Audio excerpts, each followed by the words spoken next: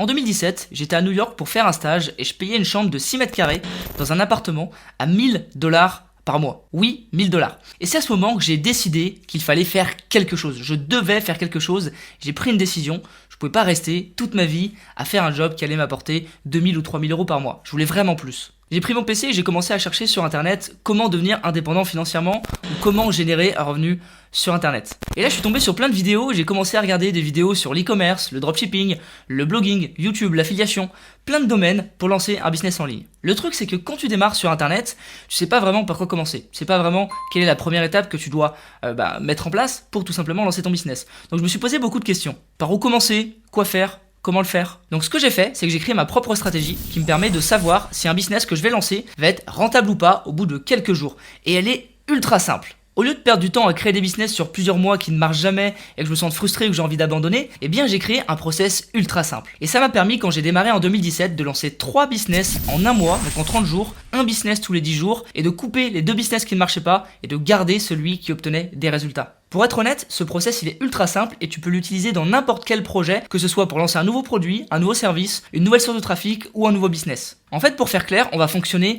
par phase. La première phase, c'est le testing. C'est-à-dire que tu vas te lancer et passer à l'action même si t'es pas prêt. L'essentiel, c'est de passer à l'action.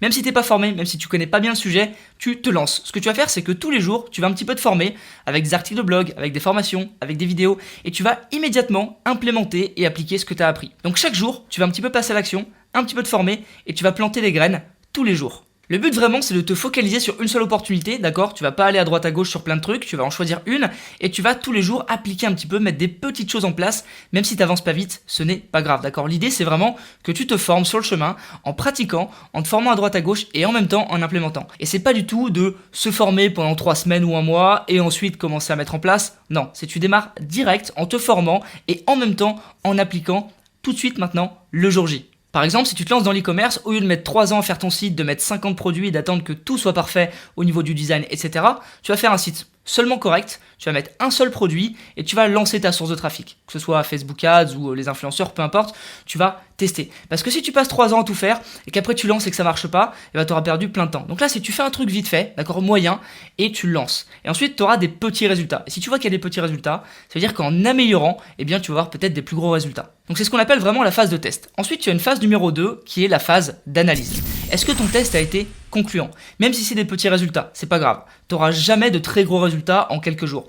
Mais si tu vois des tout petits résultats, tu sens que ça peut prendre, eh bien c'est bon signe et tu peux continuer sur la phase 3 qu'on verra après. Ensuite, tu vas te poser d'autres questions.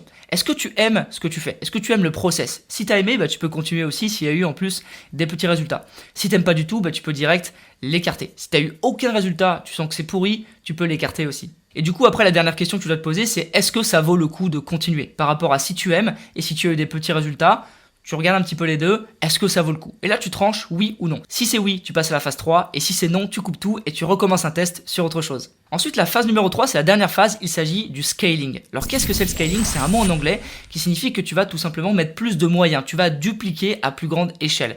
Donc, c'est-à-dire que tu vas mettre plus d'énergie, plus de temps, plus d'argent parce que le test a été concluant. Par exemple, si on prend une pub, si ta pub t'a rapporté un tout petit peu d'argent, que ça a été plutôt concluant, tu vas mettre plus d'énergie, plus de temps et plus d'argent. Tu vas augmenter le budget de la publicité. Parce que ça fonctionne, tu as fait un petit test, tu as vu que ça fonctionnait bien, donc tu vas le faire à plus grande échelle. En fait, le but, c'est que tu prennes ce petit test qui a marché, qui a réussi, et que tu le dupliques et que tu investisses beaucoup plus d'argent dedans et beaucoup plus de temps pour accélérer la stratégie. Et croyez-moi, avec ce petit plan d'action, vous allez commencer au bout d'un moment, au bout de quelques semaines, quelques mois, à voir des résultats vraiment concrets. Je vois beaucoup trop de gens qui se lancent, qui font un business pendant 6 mois, ils aiment même pas ce qu'ils font et il n'y a pas de résultat et ils ont un problème de recul. Ils prennent pas de recul, ils analysent pas. Il y a un moment, voilà, il faut prendre du recul, il faut se dire est-ce que ça marche, est-ce que ça marche pas, est-ce que ça vaut le coup de continuer. Il faut savoir couper pour passer à autre chose. C'est bien d'être obstiné, c'est bien d'être persévérant, c'est vraiment une qualité, mais parfois il faut aussi se dire est-ce que ça vaut vraiment le coup?